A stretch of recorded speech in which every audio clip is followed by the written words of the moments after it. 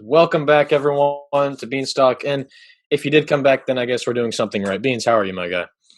I am surviving. I am thriving in that order. It used to be the other way around, but that was a bad way to live. Yeah, wow, right off the bat, great advice, man.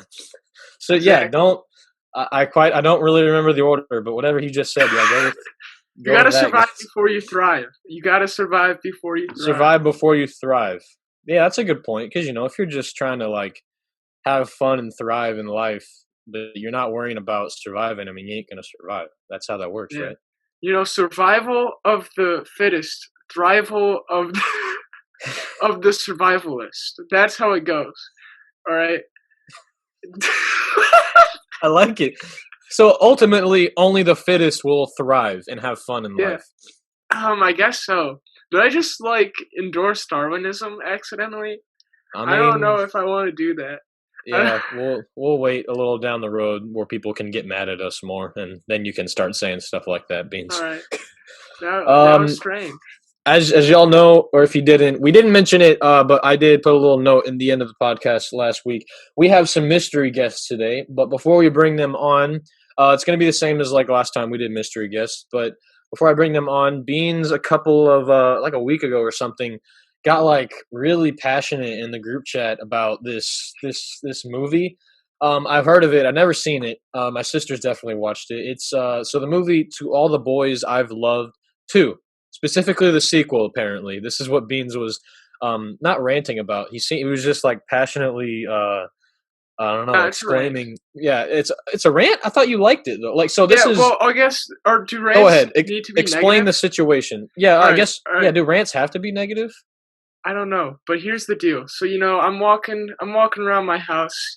You know how it is. I walk down to the basement. I'm expecting my sister to be watching some Hallmark movie. This is how bad. I'll explain real quickly how bad Hallmark movies are shot. Real quick, all right. They're shot like they're cheating towards the camera, and it's just fake. It's just like not you know how you direct it coolly. It's not cool. It's not cool. All right, but look at this. I walked down there. This movie To All the Boys I've Loved Before is shot like a horror movie. I'm like, what's going on? They got these close-ups. They got these crazy shots. The blocking. The blocking is probably the best part. They just put them in the middle of these giant I don't know, these backgrounds that are giant, symmetrical, and really well decorated. Every shot is beautiful. That's the most important part. And so I got my mind blown by that. So then I went back and I watched the first movie of the series. And here's my review right now. I'm going to do it really quick. My review is that it's good. It's good because of that thing I was talking about. All of the shots, yeah, they do this one. Yeah, they always have symmetrical stuff. They'll put the actor right in the middle, and it's really different from what happens in a lot of rom-coms like this. And so it just is able to really more focus on one character than having to deal with a bunch of people. That was another weird thing, is that usually expect a love triangle, but then they were like, no, it's just this one person overcoming their fear of talking to people, which was better. I like that better than a love triangle. And then what else? One of the cool things, here's what's one of the things that stuck out to me, is there was one scene where they wouldn't have the actors be in symmetrical places, and it was kind of like this scene where they were kind of off, where they because it was this one part where these two characters were interacting, but they were like, nah, I can't talk to you because I don't know, I just don't know how to talk to people, blah. And then they were both off center, and that was the only scene where characters were off center, really, and it was drew attention to it. This is how directing in the modern age really tells the story so much more than it has ever before, because just the way that you frame a shot tells so much. And people didn't used to do this. People would just point the camera, you show something. But now it's now it's you see the symmetricalness of it, and that means that it's kind of like a wholesome thing. Everything's okay. Then when things are asymmetrical, things are going haywire. And this is cool. I like this. Shoot movies interesting like this in the future. Everyone do that. What do you think, Scola? Yeah. So I haven't seen it. Who knows? After what you said about that, I may just watch it to see if this checks out. I mean, I believe you, but I'm curious to see because I like hearing people talk about films that they liked or the cinematography and how it did well, and then I like watching it and seeing that come to life on the screen. Yeah, it seems like you're right. Usually, with I mean, I haven't watched a lot of horror films. Definitely not as much as there are in the world, but you're right. Usually, there's that like you're right, it's very centered, and because a lot of times there's suspense and it's just like zooming in on the main character or the monster or whatever's chasing whoever or trying to kill whoever. But you mentioned this when you were talking in the group chat. Is the director, do you know for sure, like usually direct horror, or did he just happen to make this decision? Because I remember you talking a little bit about how you thought like he or she, I don't know if it's a guy or girl, but that they were like a genius. So I mean, so I don't really know the director. There were two directors I saw, and so one of them I did look up. There was this one dude. There was another one who was a girl that I didn't look up. But the dude did direct horror movies. He did direct that one sequel to The Shining that came out. I don't know. I didn't watch that. Oh, really? Um, but yeah, and you can see the Shining influence because like usually you don't put the camera right in front of somebody's face because that makes them look ugly because you're right in Yeah, front of their yeah. face. But there are a lot of shots where you just get the face in the middle of the screen. And it kind of like what I was kind of gotten excited about it is that like maybe this will bring a new light to romance things and even just like not horror movie things where you kind of just get a more personal view of the characters and you get like to know them better, and it becomes less of this kind of we're gonna do this romance thing and just play up how pretty everyone is. Instead of that, we're gonna and that still in this movie the actors are obviously like, oh, look at them, they're handsome and stuff, but like now it's kind of like becoming more of like getting into somebody's head. Um and so yeah, definitely. And then also kind of reminds me of Parasite and how it's shot because that one's also, it just feels very modern. Like you don't see a lot of old movies shot like this. So, yeah. Yeah, it's that's an interesting take. I definitely may just watch it because of what you have to say about it. That that's interesting. So if we're done, so if y'all didn't notice, that's like our movie whatever thing for today. I didn't feel like Random watching a movie speech, random movie yeah, diatribe. I didn't feel like watching a film for a second chance review this week, but thank you, Beans, for your delightful insight on To All the Boys I've Loved. Apparently, there's a third one, so you Yeah, gonna there watch is. that to see what it's like. You gonna do that? Um, I don't know. So I might. It's not like the greatest movie of all time, and it's still just just a little romance movie, which I'm not usually into. I mean, the romance story, it was solid, and there were a lot of instances of really good storytelling. Like just like yeah, the pacing. It was kind of like a weirdly done thing, but I don't know. I still haven't like watched a lot of like classic movies, and I want to go back and see them. There's a lot of stuff in the world that I want to like see and I want to hear. But if I had infinite time, I'd probably watch this movie. That's my thing. Cool. So maybe, probably not is your answer to. Yeah. I'll see the third one. All right, cool. So I will turn it over to Beans because we have our first mystery guest. Beans' guest is going to be coming here first. Beans, you can introduce them before we let them on, and then we will sit patiently, and I will be All right. surprised. So the hint is four hints. First hint X, second hint K, third hint C, fourth hint D. Dude, I don't. Yeah, this I don't That know. does I nothing just for me. I don't even remember the letters anymore, man. Don't even try to repeat them. I don't know what you're you know talking what? about.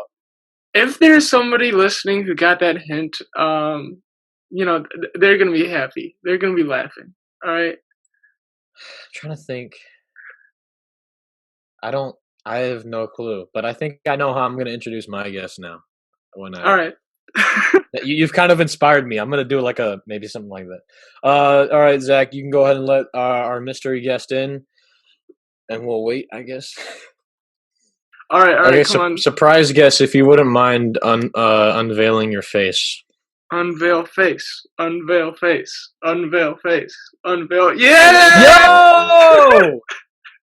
Beans, tell the people who just popped up on my screen. It's Max Sneaver, the one and It's only. Max Never, man. Max, how you doing? Good. How are you? We're doing good. Was not expecting that at all, but I still don't get your hint, Beans. You can explain that to him me. the hint was XKCD. Max, What do you want to explain that to me? Max, What does that mean? XKCD. It's the best webcomic. There we go. There we go. That's why it's the hint. He loves that webcomic, dude. Yeah, right. It's like a regular comic, but it's on the internet only.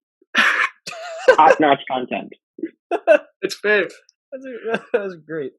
So I guess we can start by... It's self-described as a comic of sarcasm, romance, language, and science. It sounds like Monty Python, but internet comic. Then have you read this, Beans? Have you looked at this I've read a little bit of it, especially. I mean, like Max was the one who's shown me the most, because you'll be at lunch and then Max will be like laughing and you'll be like, "Yo, what's going on, Max?" And they'll be like, "Look at this, dog." Yeah, not exactly. That doesn't really sound like Max, but you get the gist. That's definitely a thing Max would say, bro. I guess we can start off by just introduce yourself, Max, and I don't know, say a fun thing about you. I don't know. If the people don't know who you are, let them know who you are right now. Yeah, I'm Max Niebuhr. I'm a senior at St. Joseph's High School. I'm one of the leaders of our successful quiz bowl team. I play golf. I do a little bit of scientific research stuff. So a whole spectrum of very nerdy things. Yeah, Max is like, I was actually, it was crazy because I was thinking about having Max on later, but he's here now, so I was like, that's cool.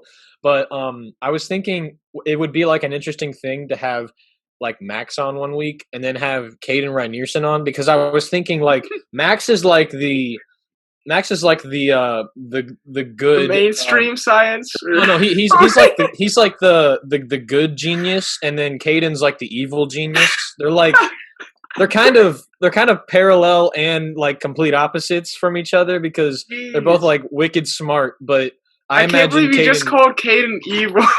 Dude, he would love that, man. Yeah, all right. I think he totally agrees. Like, that's why I think of it, because Max is like, I know stuff and I'll probably just use it for good. And Caden seems like, I'm not like a terrorist, but I'm gonna use my smarts, I don't know, for my own gain. I don't know. It's like he gets what I mean. It sounds like an insult to everyone else, but I've talked about this. We have a podcast now where we call our classmate not quite a terrorist. I don't. It's not what I meant at all, guys. No, this is bad. So Max, are you even less a terrorist or what? Well, I don't plan on becoming a terrorist anytime soon.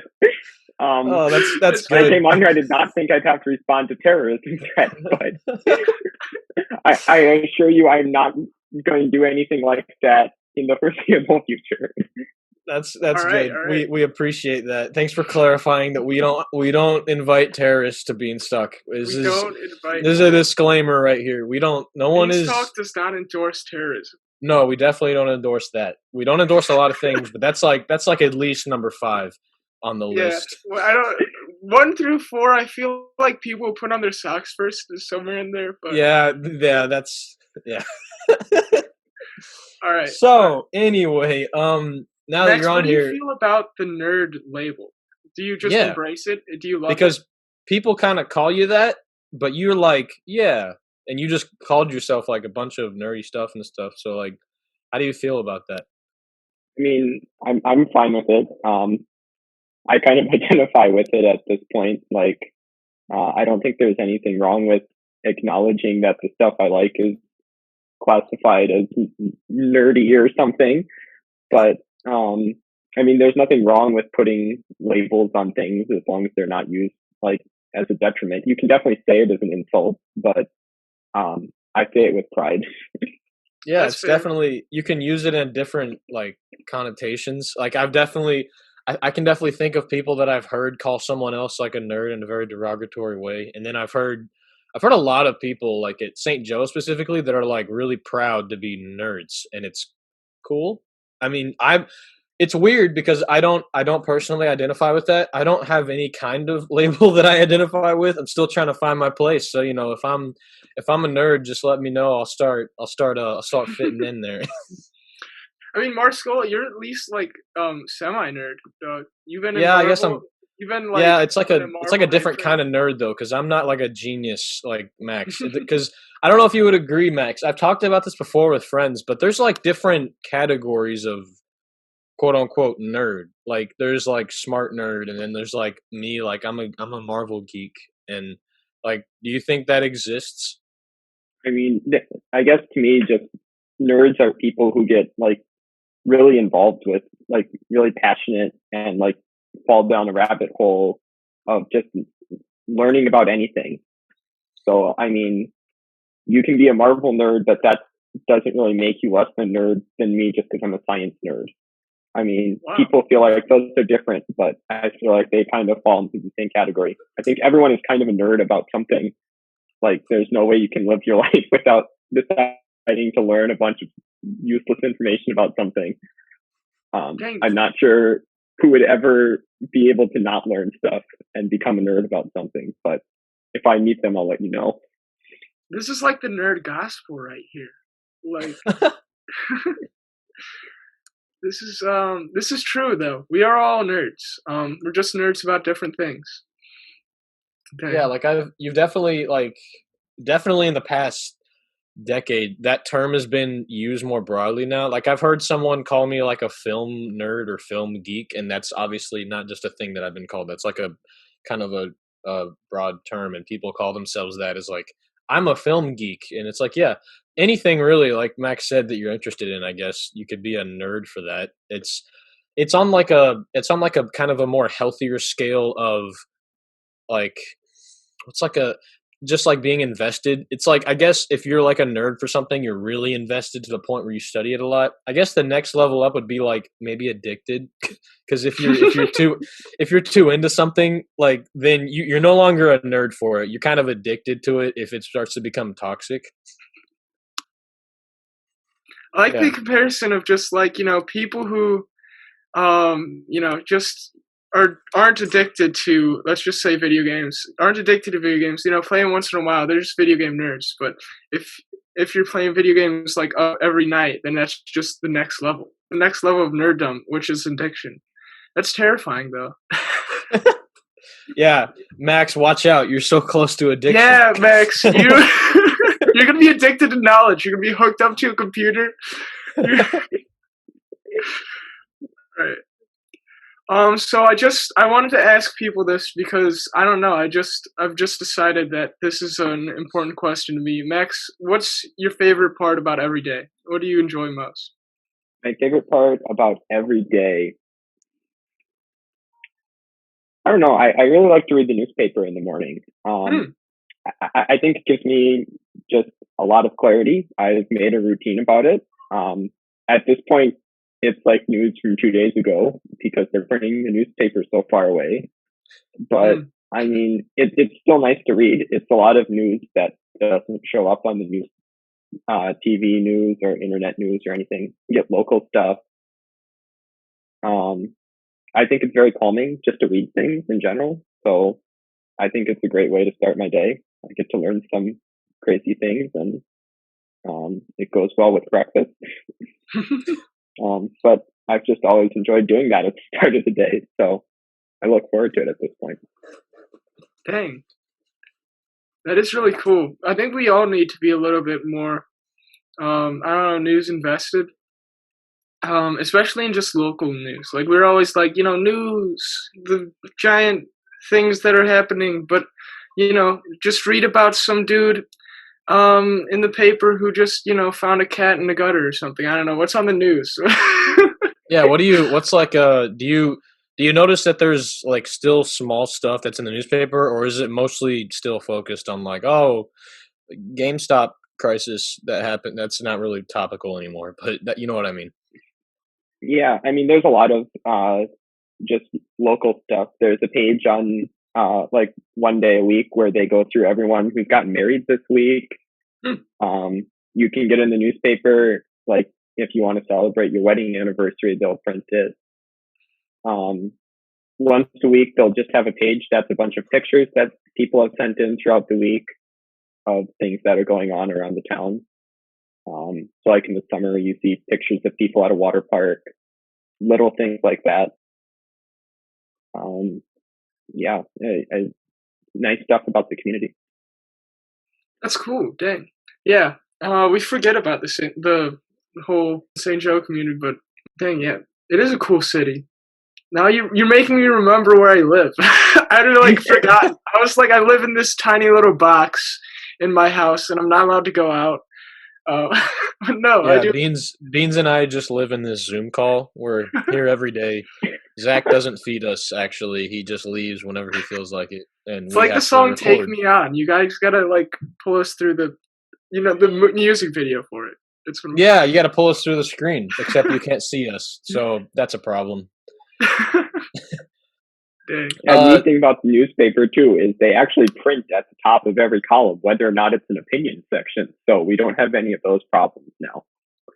Oh yeah, I remember. You can just skip everything that says opinion. Yeah, because I don't want to hear your opinion. Yeah, that's fair. News, yeah, it's good to just get some facts. So Max, I wanted to skip it every day.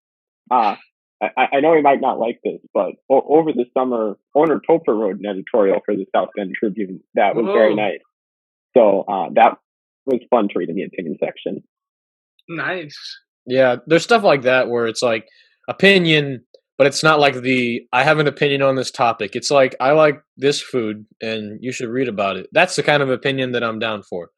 But I don't like I rarely read news, but when I do read the news, I don't, you know what I mean? I don't always read news, but when when I do, I listen to the food reviews. That's what I listen to. But Max, I wanted food reviews, peak news, dog. All the journalists trying to write them food reviews. They're like, when are you gonna talk about the election, dude? No, I just want to talk about food. Max, I wanted to ask you because you mentioned I didn't know this about you that you play golf. You play golf at St. Joe, or do you just like to golf? I do play golf at St. Joe. Oh, okay, I didn't know that. Yeah. But I wanted to ask because I knew you were on a Quiz Bowl and that's such a successful team at St. Joe. I'm curious, it's definitely different, obviously, because one is more of a physical, one's more of a mental sport. But what is practicing golf and practicing Quiz Bowl like? How do those differ? Like, I know there's the obvious that you don't go outside as much to swing a club and hit a golf ball for Quiz Bowl, but what's like the difference? What do you notice in the, I don't know, like interactions or like the environment of practicing for those two different activities? I'd say that's actually a tough question because now that you bring it up, they're actually a lot more similar than I thought they were. What are the similarities? What do you find that they're like similar about? I mean, both of them. It's like a real grind to practice them. It's a real slow and steady wins the race kind of sport. No one ever gets good at Quiz Bowl in a day. There's just way too much to learn. I mean, like, people have said this a lot in Quiz Bowl circles, but like, if you want to be a science player like I am at a high level, the baseline knowledge is taking all of the AP science classes. So that's like the base level of knowledge that you're looking for. And then like you have to go beyond that if you really want to be like top notch. Like there's no easy way to do that. And there's no easy way to do it with golf either. You don't get good in a day. It's just so different from everything else, all the other motions that you make in life. And it's so precise. So it's just practice for all of them. And It's just like really slow progression, but you end up doing something great at the end of it.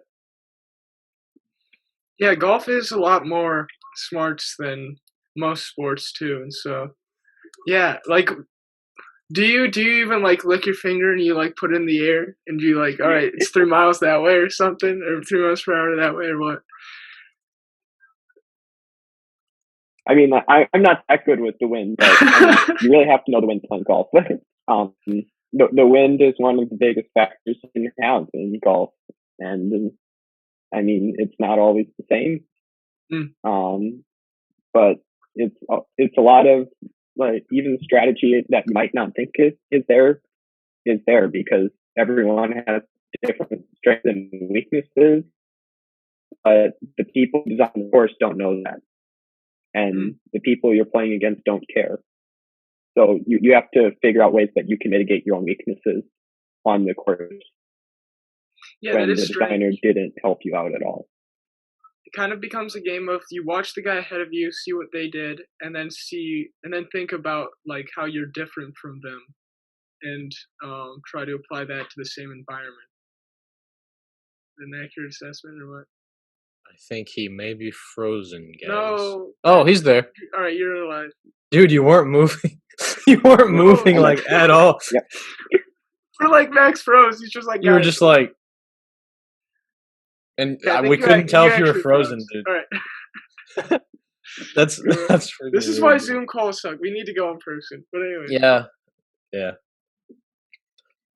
All right. Yeah, so, I mean, golf is all about finding ways to play to your own strengths, even when they're not necessarily what might be the most obvious ways to do it. Before we let you, I feel like you weren't in here very long, Max. Nah, but he wasn't. All right, we need to talk about. We need to talk more. Co-captain of the Quiz Bowl team. Who's the other? other? I wanted to ask about that. Cole Moser. Cole Moser is co-captain. Oh, really? Wait, does he just steamroll dudes? I want to know. Is he like? How does he do in quiz? All right, never mind. Don't just like judge your teammate. Never mind. Don't do. Well, if you follow the Quiz Bowl Twitter, which everyone should, yeah, we'll link it. We'll link it. The St. Joe Quiz Bowl Twitter account. So then I know. Do you guys? You should follow that. That way, you can have something in common with Pete Buttigieg.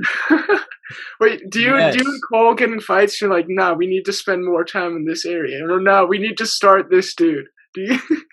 Or is it no, we don't have fights about. I want to believe that you and Cole Moser just get so heated, dude. You're like. Yeah, actually, I'm curious. I mean, you don't have to expose your whole Quiz Bowl team here. I'm just curious. Is there like, do you notice people butting heads a lot in Quiz Bowl, or is your team? I'm curious. Is the St. Joe team pretty put together and pretty dynamic in that way? No, our team is really well put together these past few years. We kind of all know what we're doing at this point. We all have a role that we kind of fit into well. So we don't butt heads over a lot of stuff. We're not nagging in each other's categories, which is good. So, like, we're not stealing questions from other people and then getting them wrong, which is bad. So, yeah, I've heard that's bad. Yeah, we all get along pretty well. I guess we have to. We spend like 10 hours together on most Saturdays. Wow. Jeez. Yeah, that'll get you to state, guys. Yeah, that's what you gotta do. The other Quiz Bowl teams watching this thinking, oh man, I wish I was St. Joe Quiz Bowl. That's it. 10 hours a Saturday, man. I mean, probably more than just 10 hours a Saturday, but 10 hours on Saturday. Like I can't even fathom that. I hate studying for an hour. So I can't imagine like, what's up? The 10-hour Saturdays are the fun time. That's the competition. That's the competition. You guys compete for 10 hours? Holy crap. What? Man. Because it's like 45 minutes to an hour game, and you play like 10 or 11. What? Who hates you? Who made this? Who did this? Why would they like? Oh my gosh! I think quiz bowl players are a bit masochistic, but yeah, maybe. The longest time I've spent at a sporting event was, I think, maybe it must have been like a maybe 7-hour wrestling tournament. And that was awful. I can't imagine adding 3 more hours to that because I was about ready to just walk home after hour 5. I mean, that's a lot of dedication. And that's not, that's a lot of dedication for our team. I can't imagine, I thought that was just our team, like studying on a Saturday, but that's crazy that every Quiz Bowl team out there spends about 10 hours on a Saturday doing this. I guess if they make it to the end of the tournament, but yeah. Dude, how do you study for stuff? Yeah. What do you? I mean, how do you do school? Read homework? old questions. Oh, I don't even mean quiz bowl at this point. 10 hours on your Saturday. When do you do homework? Sunday. All right, fine. You know what? Whatever. Just lie to me like that, man. Everyone knows that Sundays are for the boys, Max. All right, don't be. Yeah. Nah, apparently Saturday is, man. I guess so. Yeah. Wait, oh yeah, they were in the first place. Never mind. Yeah. Yeah, it wasn't even Sunday, Beans. You don't even know the statement, man. I do want to ask you one more thing, Max. How is it like? Because I've had different teachers at this school that are out there. They're coaches. Surprisingly, I've never had Mr. Dillon as a teacher, but every time I hear that a teacher's a coach for something, I ask someone in the sport what's it like having them as a coach? And I've heard people ask me what's it like having Witten as a coach? Because they usually have him as a teacher. What like having Dillon as a coach, man? Or is it not really? Is it kind of a coach, or does he kind of just moderate you guys? Or I mean, there's a limited amount of coaching that goes into Quiz Bowl, I would say, but it's a lot of organizing and stuff, which he does very well despite the limited time he has. I would say the biggest thing about having him as a coach and a teacher is that then he makes fun of you a lot more in his class because he knows you already. That'll happen. You also get a lot more random times during class when he just looks at you and says, "Oh yeah, that comes up in Quiz Bowl." That's funny, man. Imagine that happening in Beans. Imagine that happening in world history freshman year. McCarthy just looks at you and says, "Oh, by the way, this is gonna happen in the meet this." And you're like, "How do you know this?" Yeah, it's just the Mongols used catapults to fly men over the battlefield. He's like, "Yeah, we're gonna do that at the meet on Sunday. We're gonna do that in the meet." Yeah, it would kind of be applicable. If I was in Witten's class and he talks about some battle in the 1800s and he says that's gonna be what we're doing this Friday. We're gonna do that kind of formation. I'm like, oh, okay. Why? We're basing it off of history. Okay. That'd be interesting. Yo, you know that Alexander the Great was pulling out the best football plays in the. Dude, he was. He just had him. He had him in the back of his head. He had a notebook or something, and no one listened to him. Yeah. They're just like, "Come on, can we just?" We're on the street as Tom Brady stole his playbook. It was handed it down by Blood Right or something. He's actually Alexander the Great. That's why he's so great, because he's a great. Oh man, this is why I have a podcast. Yeah, this is why this exists, so that we can turn the sophisticated topic that Max was talking about into some stupid conversation into baby brain mush. Into baby brain mush. We went from big brain conversation to BeansTalk. That's the scale, everyone. In case you were wondering, we're way down there, but hey, at least we got cool logos. It takes a bit of skill to go from Quiz Bowl to Tom Brady is suspended from Alexander the Great. So, you've got something going for you. Yeah, it's impressive, I think. It's not the good kind of impressive, but it's impressive. I'm an analogy nerd. That's my... Yes, and I'm a trying to keep Beans in control nerd, because that's all that I do here at BeansTalk. That sounds like an abusive... No, we're just gonna... No. No. All right, no. All right, sorry. We're gonna not. We're not gonna do that.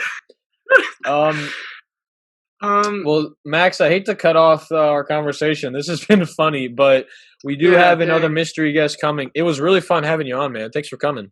Yeah, thanks for having me. It's been a good time. I froze, or did he freeze? What is it? I forget. What? No one's moving. I must be frozen. Frozen, yeah, you're frozen, school. Okay, cool. All right, now you're on. We're just gonna. Yeah, you know what? Thanks for coming on, Max. I don't know. Max. Maybe we'll leave. Yeah, thanks for coming, Max. We're really glad to have you on here. That was sad. Yep. It was fun. But it was a good time. Hey, thanks for coming. All right. Thanks for coming, Max. Bye. We'll get to our next test. See you, man. Fun fact, Beans, I actually did Quiz Bowl one year. Whoa. What? I did it, and I could definitely tell I didn't belong in Quiz Bowl. Like, the one time I did well was when they accidentally used the same set of questions, and I remembered all the answers because so I was killing it, man. And I'm sure people listening at St. Joe can remember this too, because a couple people were there. But yeah, I was Wait, I was so did you just remember the answers more than everyone else? Because didn't everyone else? Well, no, I mean, kind of our whole team did well for that, but I started answering a lot just because I have that. For some reason, I weirdly remembered all that, and I was like, yeah, I remember that. And everyone was looking, the other team was looking at me like, what? But I think everyone else could tell, oh, he's heard these before. Yeah. Because it was like, there was a math question where, like, you definitely had to take some time, but I just and you were just like, square root of 15. And I was like, heck yeah, man. Oh, that's disgusting. You're genius. Yeah, it was. I'm so it was proud. an interesting time because it was mostly geniuses on that Quiz Bowl team, and I don't know why. I think my friend on there was like, "You should join." I was like, "Okay," and I showed up and I was like, "I shouldn't have joined," because other than that one, is it a match? Quiz Bowl matches, right? Yeah. Yeah. Other than that one match, I didn't ever show out, and it wasn't a fun time. I remember being on something like a Quiz Bowl team for Christ the King. You remember that, Zach? I do remember that. I think it was called Quiz Bowl. Remember? Yeah, oh man, the literal only thing I remember is Alex Goffinette, bless his soul, getting Republic wrong or something. And I was like, no, we did not do well, did we? I don't remember. I feel like I have a very vague memory of something very simple that Alex got wrong, and everyone just roasting him for it. Poor Alex. Alex was like a golden boy. That's what you guys have to understand. He was like the genius. And then and there was something simple like a form of government where they elect their representatives. And he was like, democracy. And we were just like, no. We all clowned on him. And then he's not our friend anymore. We still love you, Alex. Come back. Wow, Beans. So mean. This is terrible. I need Alex Goffinette. My guest has been waiting for a little bit, so I will don't let him in yet, Zach. I guess I've already spoiled it. It's a dude. I'll give you your hint, Beans. Let me see. And this is too obvious a little bit, I think. So if you get it, just dwell on it like you did last time, because I guess dwelling on it made you think it was Zach Bryan instead of Mr. Foster. So, but I will. The hint is INRI. So just think about that.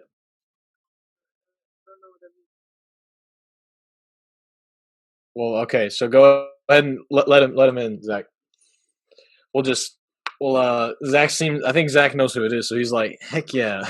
Everyone, welcome. Father Terry Coonan. How's it going, Father Terry? What's up, everybody? How are you? Good to see you. For those that don't know, Father Terry is the chaplain at St. Joseph High School. At least, I'm pretty sure. I don't know if I got that term right. You are the chaplain at St. Joseph High School, right? You nailed it. There's another chaplain this year, Father Gilbrian Stoy. That is right. Yeah. Yeah. I was trying to contact him. I was thinking maybe if we have him on, we can get you on again and have like a full episode with you guys, so we can talk about stuff. Sweet. Beans, you surprised? Yeah. I am pretty surprised. I was like, INRI.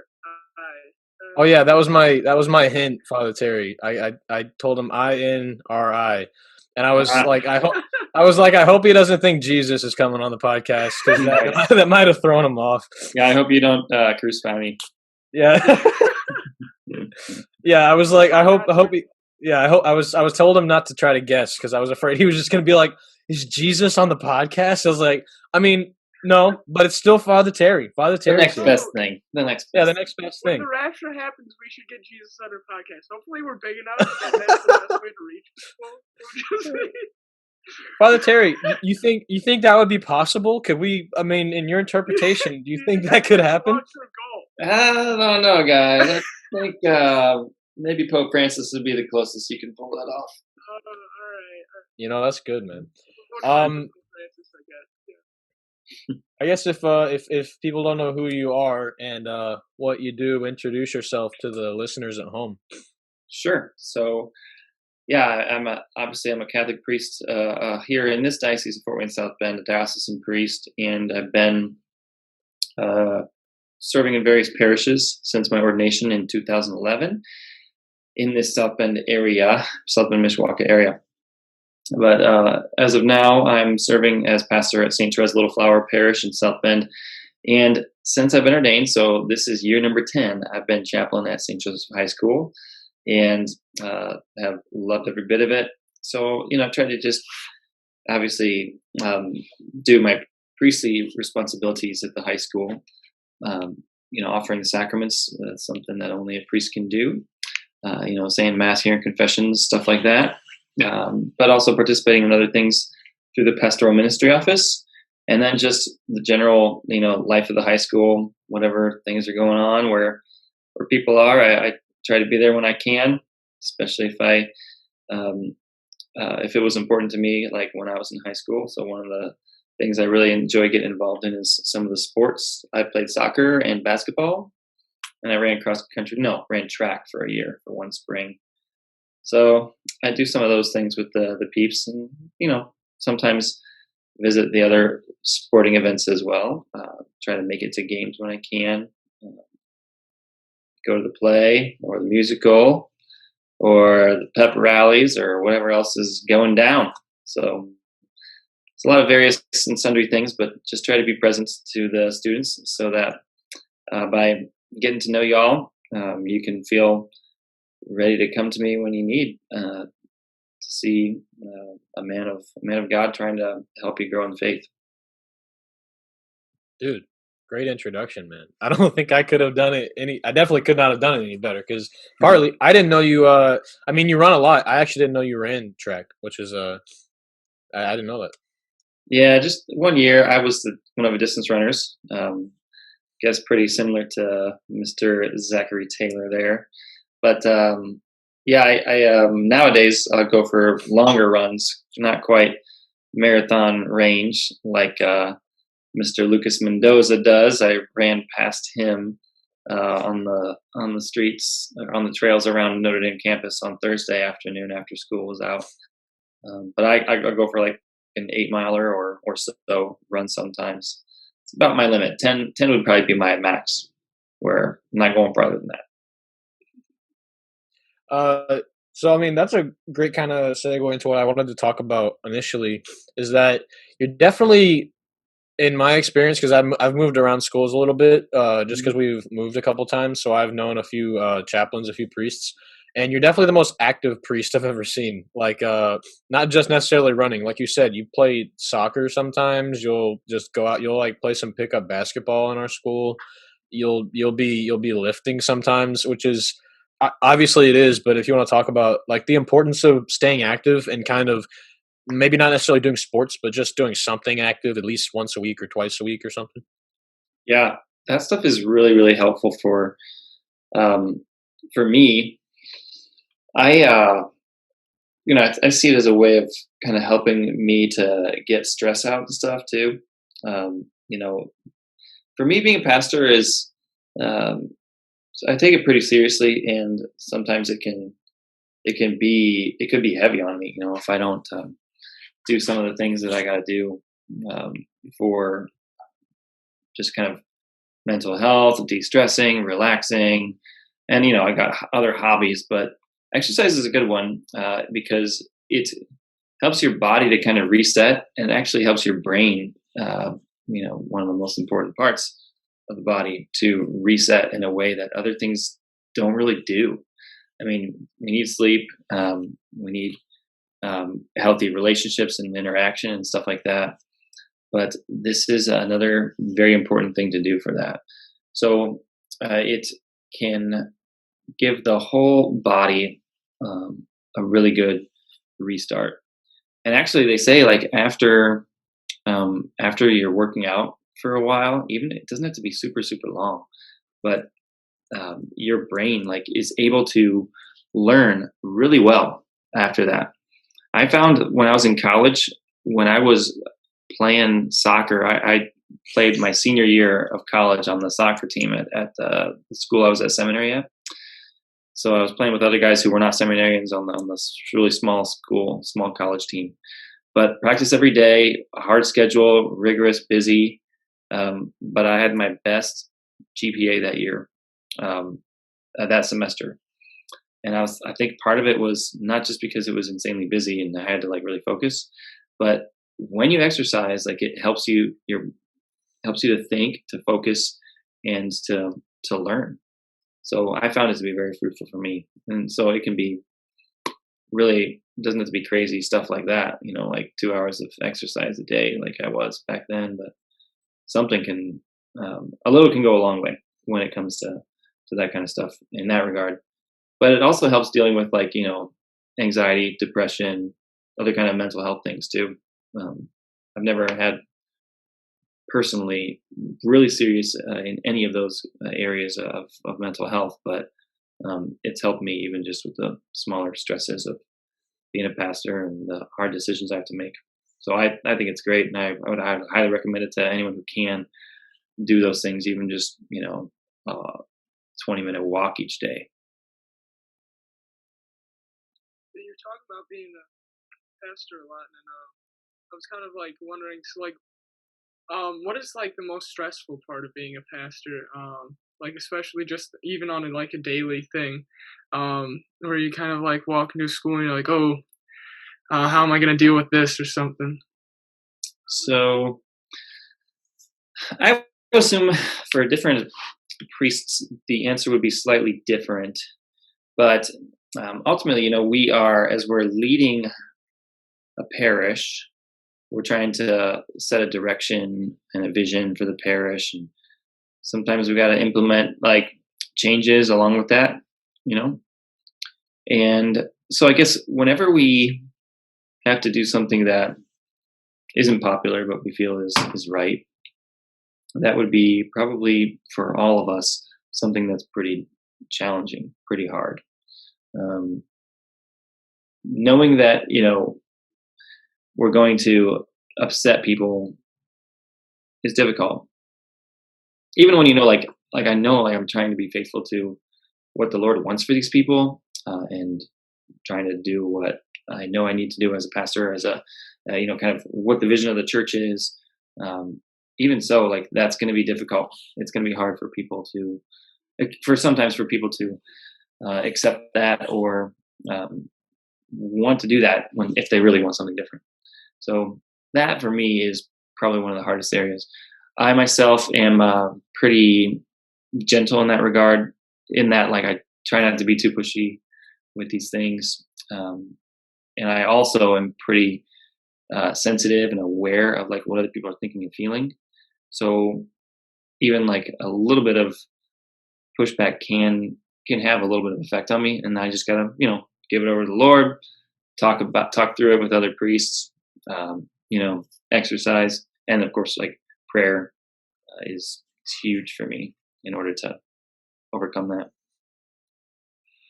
Yeah, it was kind of in grade school. I kind of like we would have our parish priest in, and we talked to them, and we'd realize just how much of a responsibility it is to do all of these things. And then when you try to do something big, you're gonna affect a lot of people, and so I can't even imagine just making decisions that so many people are gonna be so invested in. it makes me respect people in government a lot more, I guess. Even Yeah. just seeing how things on a little bit more micro scale, um, just like more up close. Yeah. Mm-hmm.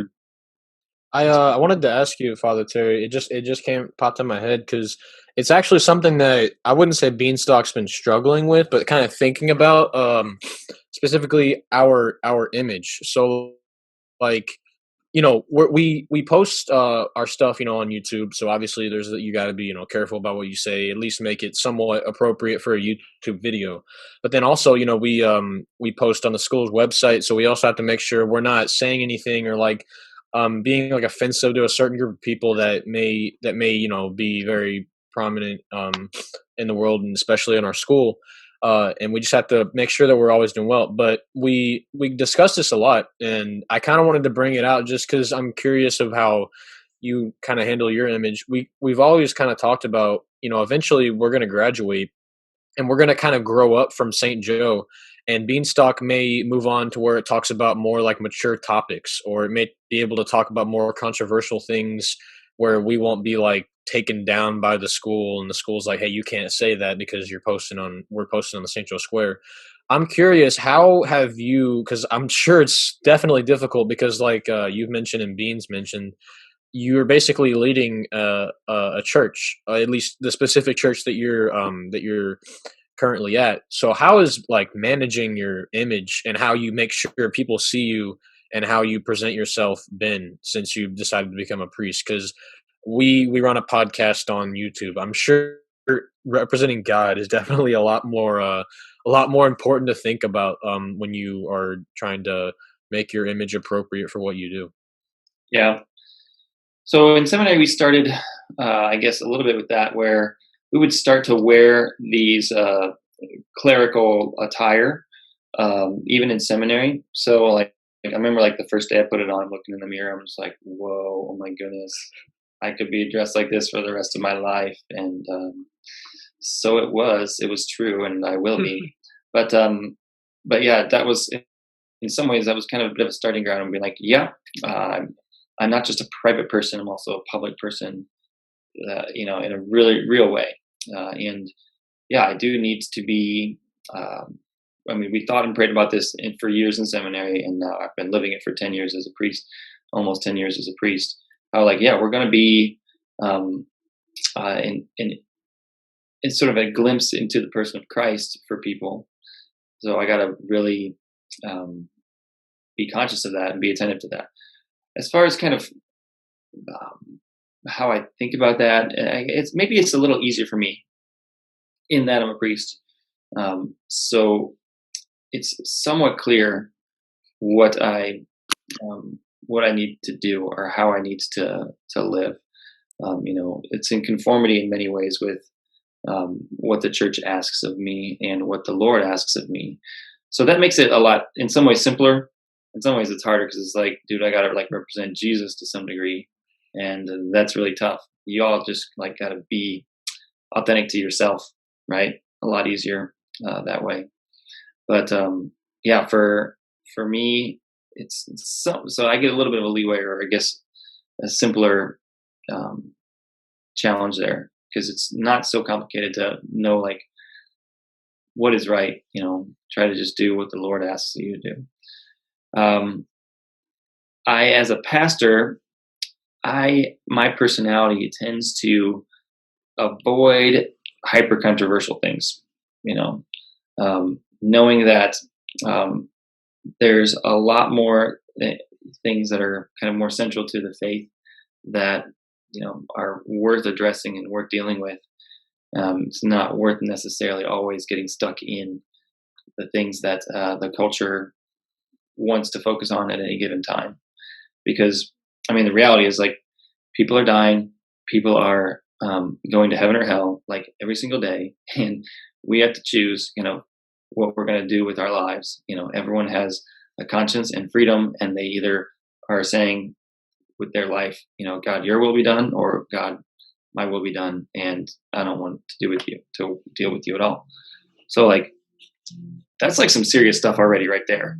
So like I can spend my entire life talking about those basic things, like, the Lord desires a relationship with you. He loves you. He died for you. He wants you to live with him forever in heaven, like the basics of the gospel. That makes it pretty easy for me. Like I could do that for the rest of my life, and it's worth spending the rest of my life on. So in some ways that makes the image thing a little simpler for me, because I just stay faithful to that. And I know I'm in many ways pleasing the Lord with my choices. Yeah, it is cool that we always are talking about new stuff as just people in general. Like, I remember being at Martinson's, like, we got new milk, and that seemed like all anyone would talk about for a while. And I was like, why are we talking about milk? But It's really good milk, man. All right, fine, it's good milk. But every once a week, we go to mass, and then we hear stuff that like is a little bit more important than that, and it's not recent, but it's something that's timeless and something that matters more than milk and stuff. And so yeah, it's I don't know, just cool that we have something like that, so that we don't just be on like Twitter and be in our workplaces hearing about the latest stuff that's gonna phase out in like, I don't know, a month or two. Have you guys ever heard of this podcast, The Art of Manliness? No, I haven't. I've never heard of it. Oh man, there's some really cool stuff, really good stuff on there. You might check it out. It's good. It's good stuff. It's about being a man, but also like, I think it's taken from a pretty Christian perspective that you might really enjoy listening to. So that might give you also some ideas about kind of like, how can you be faithful to your own image and stuff, your own identity, your own integrity, but at the same time be able to just talk about all kinds of different things. You may enjoy that. I would recommend checking it out. Check it out, yeah. I had this idea that seemed kind of funny at first, and I was like, I don't know, maybe like Father Terry's gonna tell me it's dumb, but I don't know, because Bring it on. it's about like theology and like religions and stuff.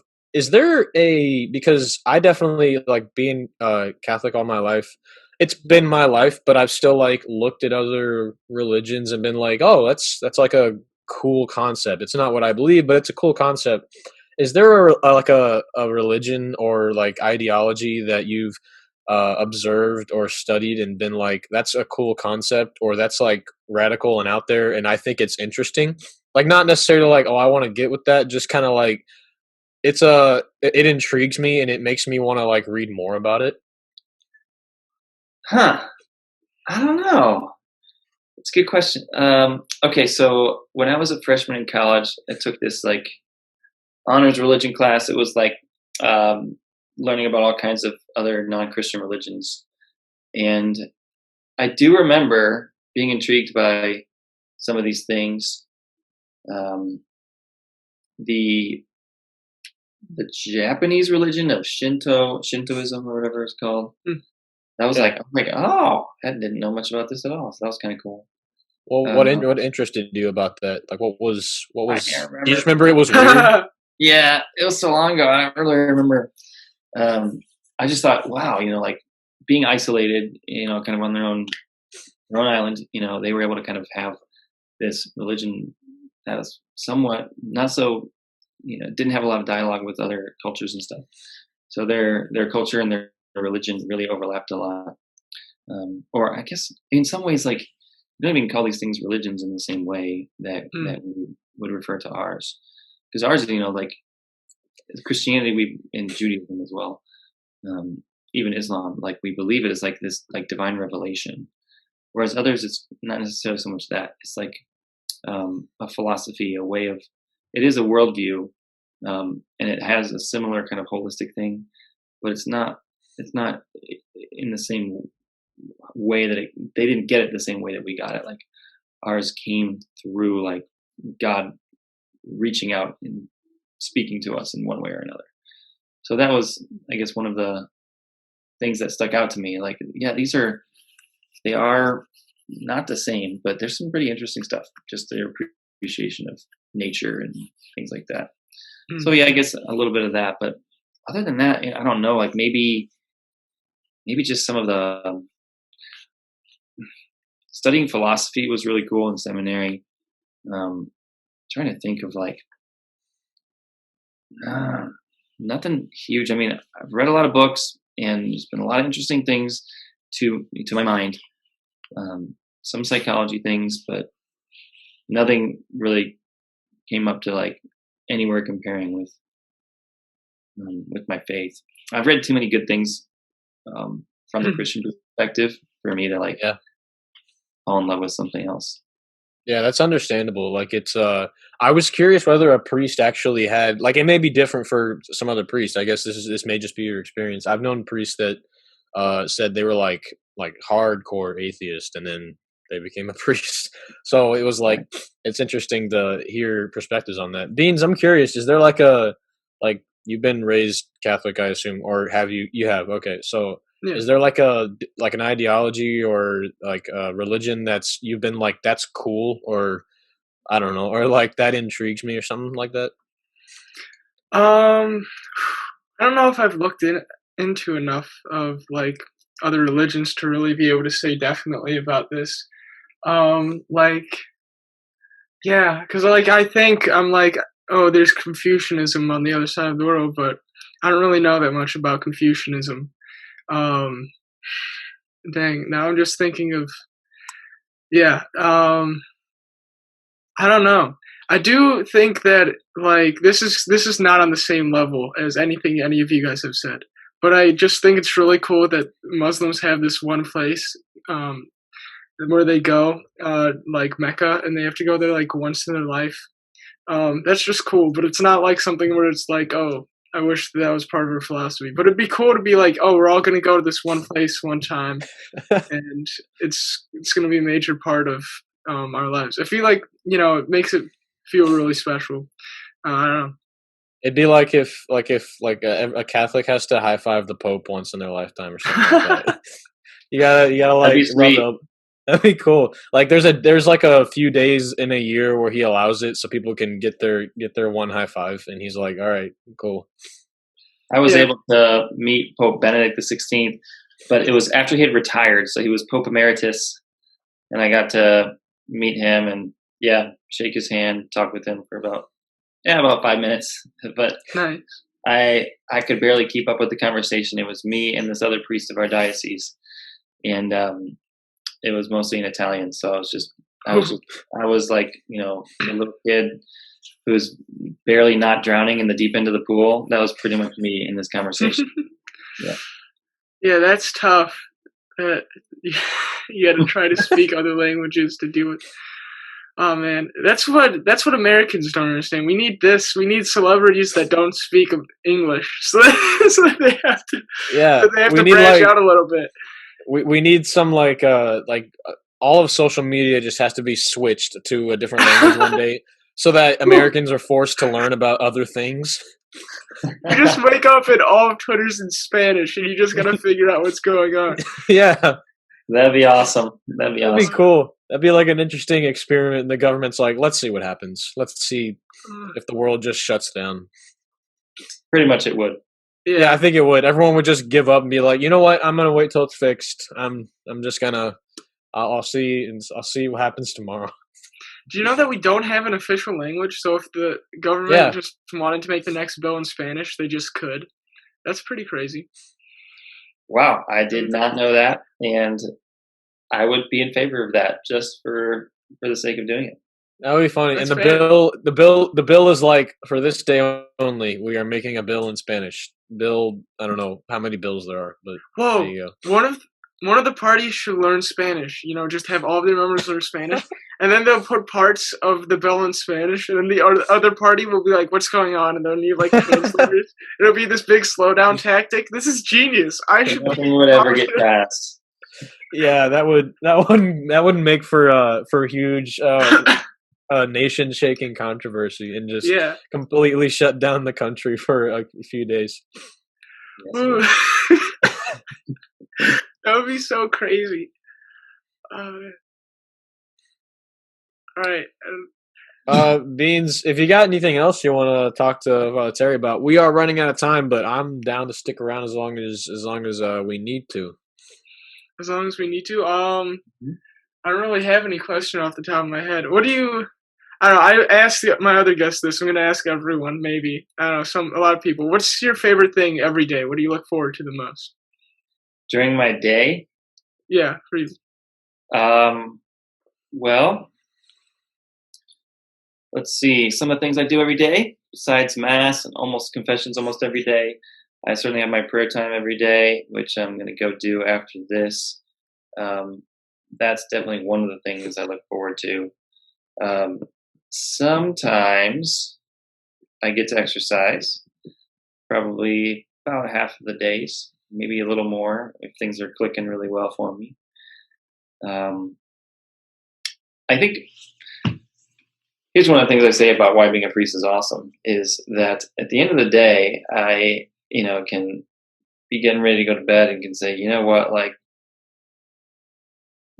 someone is better off because of what I did today, and it had to do not just with me, like doing a random act of kindness, but it was my work. It was like what I got to do as a priest, So I like totally, and not just like I made them feel good, but like I literally like was helping someone get closer to God, like doing one of the most important things. So in some ways I look forward to that, like knowing that, that sense of knowing that someone is closer to the Lord because of something I did that day. That's pretty awesome.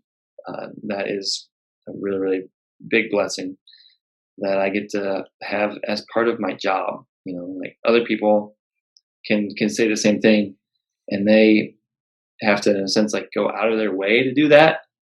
Like to evangelize or to like help their kids grow in the faith or something like that. But I get like it's there like every day. It's part of what I get to do. I love that. So that's one of the things.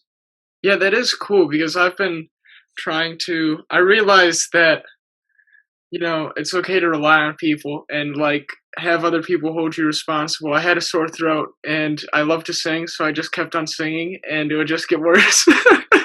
And so I wrote on the whiteboard that I shouldn't sing, and then people would call me out if I started singing, and they'd say, stop singing. And yeah, that's got to be one of the nice things about being a priest is that, if you're not helping people, then you're doing something wrong. People are going to call you out and start getting you to help people. Yeah, I guess that highlights how important having a job that really like endorses like doing the right thing is. Don't have like a bad job, guys. Yeah, I guess so. Get out of that horrible situation and go find you a good job. That is about all the time we have for today. Father Terry, thanks for coming on. This was really fun. Thank you, guys. I really appreciate you inviting me, and it was good to have a conversation with you. Who knows? Maybe we'll have you on again with Father Gil. That'd be interesting. That'd be a fun hour episode. And bring it on. Okay. Yeah. Thanks for coming on, Father Terry. We'll see you later. All right, guys. Yeah. God bless you and your work. Bye. Around. Thank Bye. you. What a guy. What a dude. Well, that is it for this week's episode, ladies and gentlemen. Thanks for tuning in. We will have a very special guest for you next week because every guest is special. Beans, take us out with an outro.